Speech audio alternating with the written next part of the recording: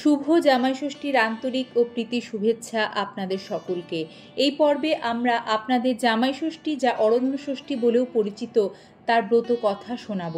ষষ্ঠী দেবী বা ষষ্ঠী ঠাকুর হলেন বঙ্গীয় ও বহির্বঙ্গীয় সনাতন ধর্মাবলম্বী এক পৌরাণিক দেবী।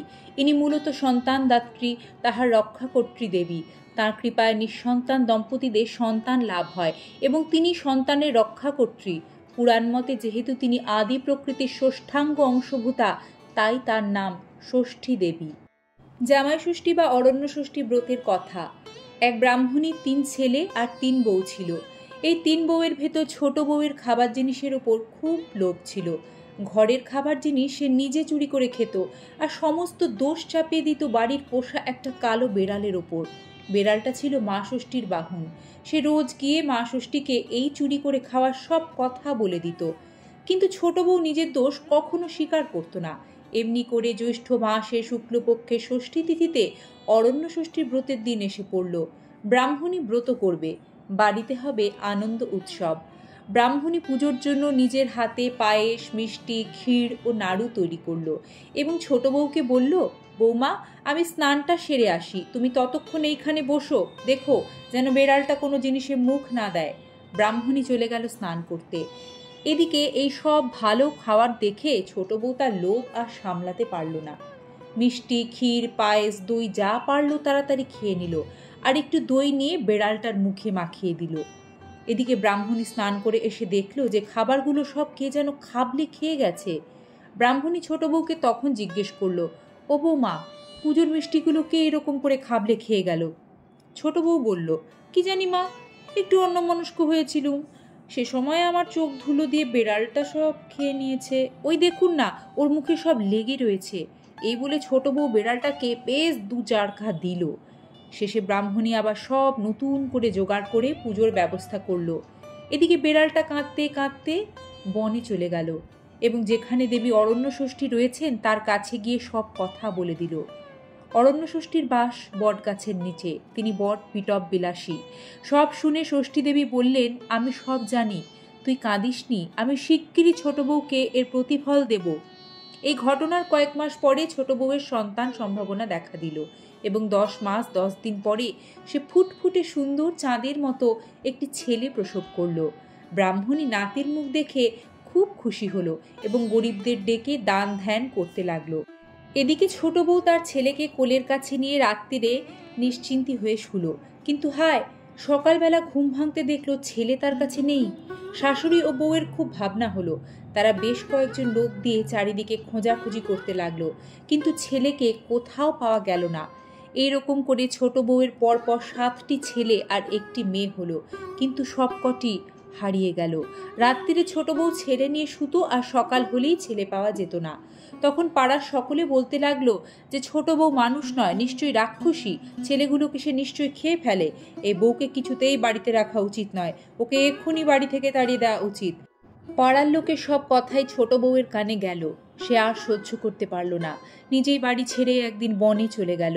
সে বনে গিয়ে কেঁদে কেঁদে বলতে লাগলো, আমার এ কি হলো মা ষষ্ঠী, তুমি আমায় 7টি ছেলে আর 1টি মেয়ে দিয়েও সব কেড়ে নিলে কেন মা? আমাকেও তুমি নিয়ে নাও, আমি একদিনও আর বাঁচতে চাই না। ছোট বউকে এইভাবে আক্ষেপ করতে দেখে মা অরণ্য ষষ্ঠীর দয়া হলো। তখন তিনি এক বুড়ির রূপ ধরে তার কাছে এলেন। তিনি তাকে বললেন, এই বনবাদারে তুমি একলা বসে কাঁদছো কেন মা? ছোট বউ তখন সমস্ত ঘটনা মা ষষ্ঠীকে খুলে বলল। মা ষষ্ঠী তখন বললেন, ওরে বেটি, আসল কথাগুলো সব লুকিয়ে রাখলি কেন? তুই যে লুকিয়ে লুকিয়ে মাছ, দুধ, পুজোর মিষ্টি সব নিজে খেয়ে ফেলে শাশুড়ির কাছে কালো বেড়ালটার নামে দোষ দিতিস, তাতে তো লজ্জা হতো না?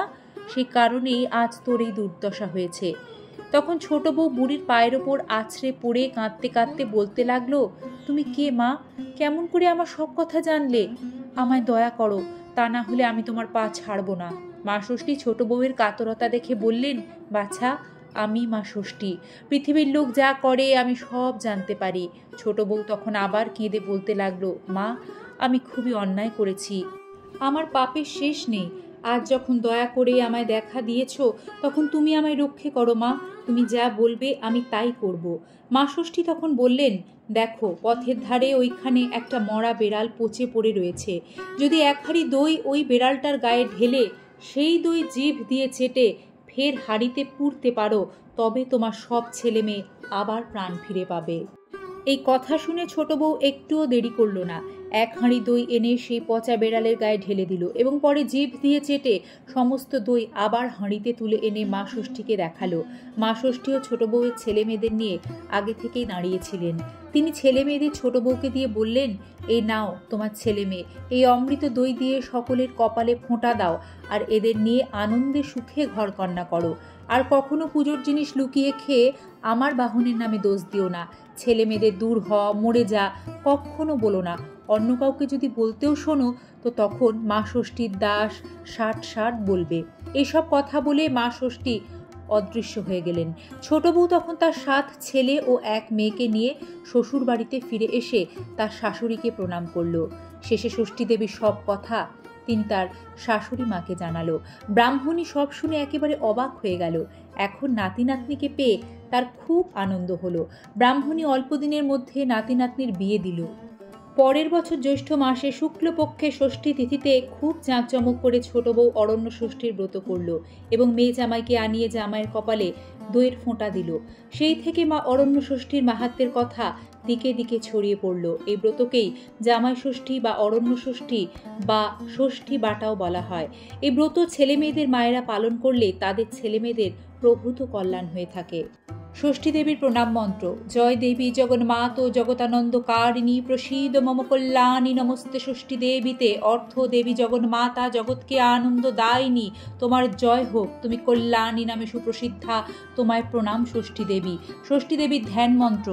ওং গৌরাভং দ্বিভুজং ষষ্ঠীং নানালঙ্কার ভূষিতাম সর্বলক্ষণ সম্পন্নাং পিনোন্নত পয়োধরাম দিব্যবস্ত্র পরিধানাং বামপ্ররে সুপুত্রিকাম প্রসন্ন বদনাং ধ্যায় জগদ্ধাত্রীং সুখপ্রদাম। ব্রত শেষে ক্ষমা প্রার্থনা মন্ত্র।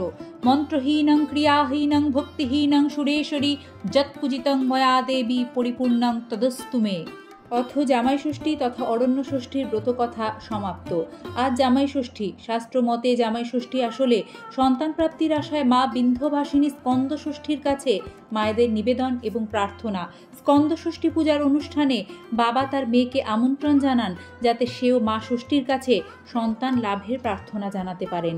এ কারণেই মেয়ে ও জামাই শ্বশুরবাড়িতে গিয়ে এই ষষ্ঠী পুজোয় অংশগ্রহণ করে এবং শাশুড়ি কর্তৃক জামাইয়ের ভুরিভোজন দেওয়ার কারণে দিনে কালে ক্রমে এই অরণ্য ষষ্ঠী জামাই ষষ্ঠীতে পরিণত হয়ে গেছে। অরণ্য ষষ্ঠীর এই শুভ দিনে মা ষষ্ঠীর কাছে প্রার্থনা জানাই সকলের সন্তান যেন থাকে দুধে ভাতে।